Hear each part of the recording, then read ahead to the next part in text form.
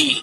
पिछले आर्टिकल में हमने समानता की बात की थी, लेकिन समानता तब तक अधूरी है जब तक हमारे पास स्वतंत्रता ना हो। भारत का संविधान हमें सिर्फ वोट डालने का अधिकार नहीं देता, बल्कि हमें गरिमा के साथ जीने की आजादी देता है। अनुच्छेद 19 से लेकर 22 तक हमारी व्यक्तिगत आजादी के वो मजबूत स्तंभ हैं जिन्हें कोई सरकार हमसे आसानी से नहीं छीन सकती। आइए जानते हैं कि ये 4 अनुच्छेद हमारे जीवन को कैसे सुरक्षित करते हैं। अनुच्छेद 19 हमारी अभिव्यक्ति की आजादी, या अनुच्छेद लोकतंत्र की आत्मा है। यह हमें 6 तरह की स्वतंत्रताएं देता है। बोलने की आजादी, हमें अपनी बात रखने, सरकार से सवाल पूछने और विचार व्यक्त करने का हक है। संगठन बनाने और सभा करने का हक, हम शांतिपूर्ण कहीं भी इकट्ठा हो सकते हैं और अपनी बात कहने के लिए यूनियन या संगठन बना सकते हैं। कहीं भी घूमने और रहने की आजादी, भारत के किसी भी कोने में हम बिना रोक टोक घूम सकते हैं और वहां बस सकते हैं। काम करने की आजादी, अपनी पसंद का व्यापार या नौकरी करने का अधिकार हमें यही अनुच्छेद देता है।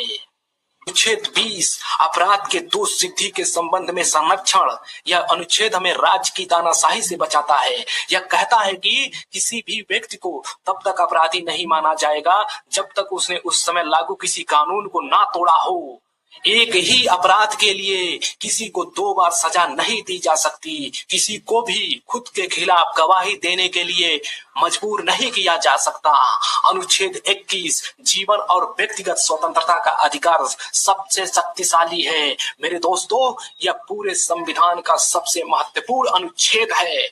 यह कहता है कि किसी भी व्यक्ति को उसके जीवन और निजी स्वतंत्रता से वंचित नहीं किया जा सकता। सुप्रीम कोर्ट ने कहा है कि इसमें सिर्फ जिंदा रहना शामिल नहीं है, बल्कि गरिमा के साथ जीना शामिल है। इसमें स्वच्छ हवा में सांस लेना, निजता, प्राइवेसी का अधिकार है और मुफ्त कानूनी सहायता पाने का भी अधिकार शामिल है। अनुच्छेद 21 के ए, इसी के तहत 6 से 14 साल के बच्चों को शिक्षा का अधिकार मिला ताकि गरीबी किसी के विकास के आड़ में ना आए। अनुच्छेद 22 गिरफ्तारी से संरक्षण, यह अनुच्छेद आम आदमी की सुरक्षा का कवच है। अगर पुलिस किसी को गिरफ्तार करती है तो उसके पास यह अधिकार, उसे अपनी गिरफ्तारी का कारण जानने का हक है, उसे अपनी पसंद के वकील से सलाह लेने का हक है। सबसे जरूरी, पुलिस को गिरफ्तार किए गए व्यक्ति को 24 घंटे के अंदर मजिस्ट्रेट के सामने पेश करना ही होगा। यह पुलिस की मनमानी पर लगाम लगाता है।